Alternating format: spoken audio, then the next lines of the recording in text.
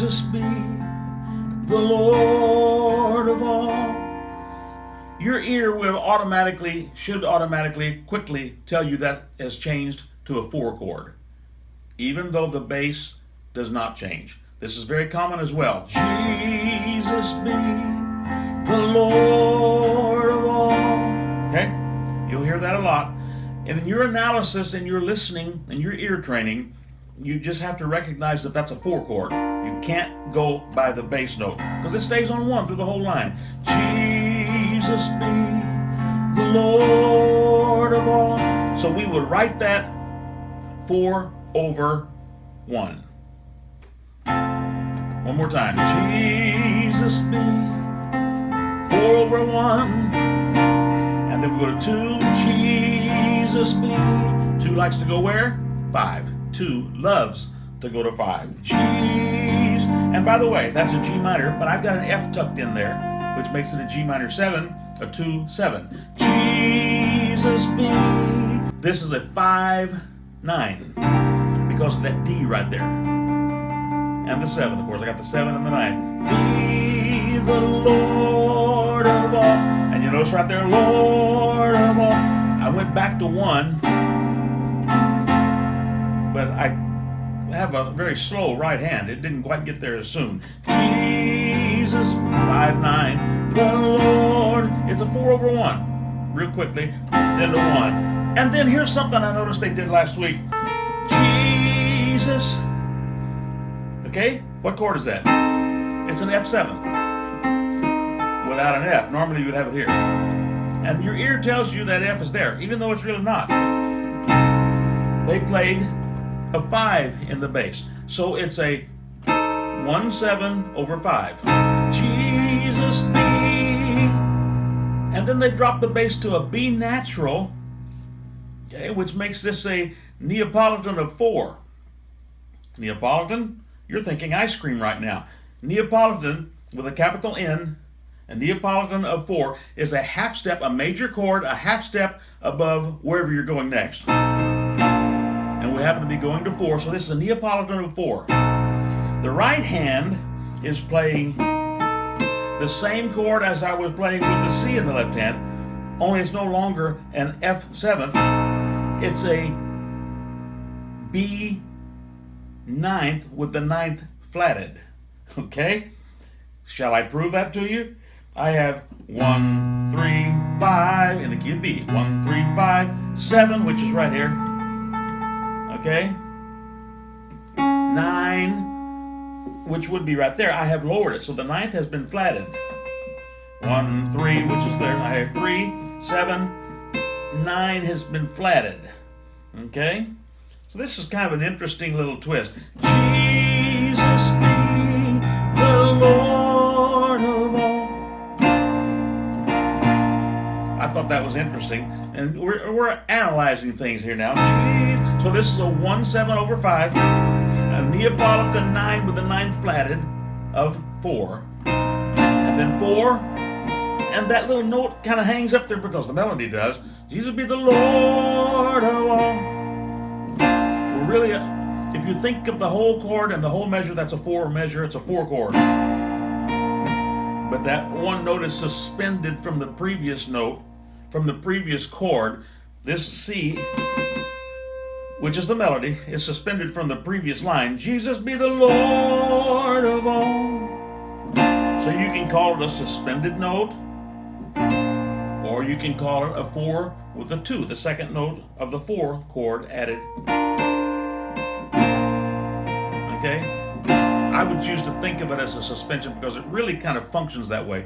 We're going to a 4 chord with everything except that one note, and it's just kind of dragging behind, but it'll get there. Lord of all the kingdoms. 5. All right, let's see if we can make some sense out of this. Jesus be 4 over 1. And then we go to 2, 7, 5, 9. 4 over 1, 1-7 over 5, Neapolitan 9, it's a Neapolitan 9 with the 9th flatted, 4, 2, and that's a diminished chord, 513. Jesus be 4/1. And then we go to 2, 2, 5, 4/1.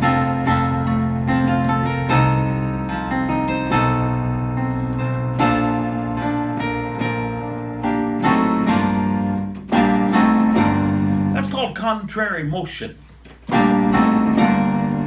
Okay, and I just I'm getting off on a little rabbit trail here. Jesus be the 4. Anytime you can have the left hand going down while the right hand is going up, it's a good thing. It's called contrary motion. It's very healthy in music. Or vice versa, the left hand coming up and the right hand coming down. It's better than having them both doing the same thing. Okay? Jesus be the Lord of all. And that's the same chord that I was using with the F sharp in the bass a while ago. It's a diminished chord. But the contrary motion is a nice effect. 4, 3, 2, and 2 likes to go where? 5, 1. Bum, bum. So it's 4, but I've got a G stuck in there, which is a 6. So it's either a 4/6, or if you'd rather think about this as a G minor, then it's a G minor first inversion. Okay? Chew on that a while. And then the diminished chord, which we'll talk about diminished chords in detail in another time. Be a 3. So it's 4, 3, 2. 4, 3. That would be a 3 diminished in this case. But you would probably see this one, because the bass is playing A, which is 3. 4, 3, 2, 7. And then 5, 13. And finally, we're back to 1.